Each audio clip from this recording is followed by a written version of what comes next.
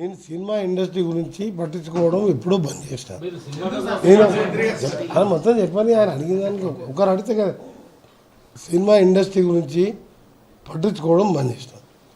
పుష్ప తర్వాత నేను కొత్త బెనిఫిట్ షోకు సినిమా టికెట్లకు పెంచమని నా దగ్గరికి రావద్దు అని వారం 10 రోజుల కింద కూడా ఏదో టీవీలో ఇచ్చిన.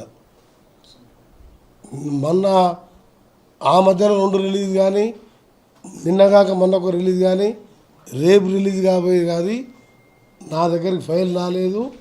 ఆ 2 సినిమాలు కూడా నేను ఎట్టి పరిస్థితి అప్లికేషనే పెట్టుకోవద్దు, నన్ను కలవద్దని చెప్పినా నన్ను ఎవరు కలుస్తలేరు.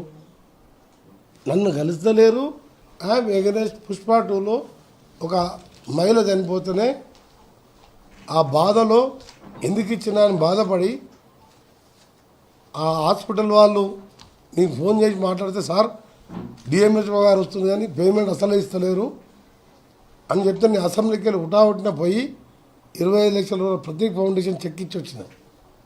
మీరు గుర్తుపెట్టుకోండి, ప్రొడ్యూసర్ పంపలే, గవర్నమెంట్కి వెళ్ళి ఉండే అమౌంట్ రిలీజ్ కావాలంటే ఒక ప్రొసీజర్ ఉంటుంది. డిఎంహెచ్ఓని అడిగిన, మెడికల్ అండ్ ప్రిన్సిపల్ హెచ్బి గారికి చెప్పిన మనం కడతాం సార్ అంటే హాస్పిటల్ కిమ్స్ హాస్పిటల్ సంగతి మీకు తెలుసు, అక్కడ మనిషి ప్రాణం పోయినా సరే పైసలు కట్టండి, అక్కడ ట్రీట్మెంట్ చేయరు. కిమ్సే కాదు ఎనీ కార్పొరేట్ హాస్పిటల్ అడ్వాన్స్ పేయాలి. నేను పోయి పే చేసిన. ఆ తండ్రికి చెప్పిన ఈ అబ్బాయిని ఏమనంటే నేను చదివిపిస్తా అని చెప్పిన.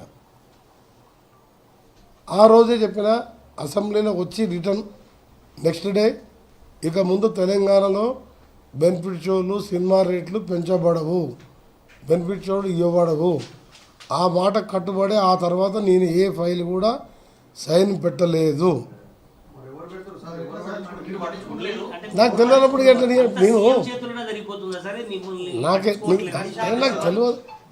మన మొత్తం నల్గొండలనే ఉన్నా, హైవే మీదనే ఉన్నా. నేను సినిమా ఇండస్ట్రీ మీద నేను దృష్టి పెట్టదలుచుకోలేదు. సమస్యలు ఉంటే కార్మికులు వస్తే అప్పుడు విజిలెన్స్ ఎంక్వైరీ కానీ యాక్టర్లకు కానీ అన్యాయం జరిగితే పేద కళాకారులకు ఇళ్ళ విషయంలో పట్టించుకున్నాం. అంతే తప్ప రేట్ల విషయంలో బెనిఫిట్స్ పెట్టొద్దన్నందుకు నా దగ్గరికి ఎవరు వస్తలేరు.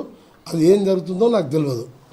నేను సినిమా ఇండస్ట్రీ మీద నేను దృష్టి పెట్టదలుచుకోలేదు. సమస్యలు ఉంటే కార్మికులు వస్తే అప్పుడు విజిలెన్స్ ఎంక్వైరీ కానీ యాక్టర్లకు కానీ అన్యాయం జరిగితే పేద కళాకారులకు ఇళ్ళ విషయంలో పట్టించుకున్నాం.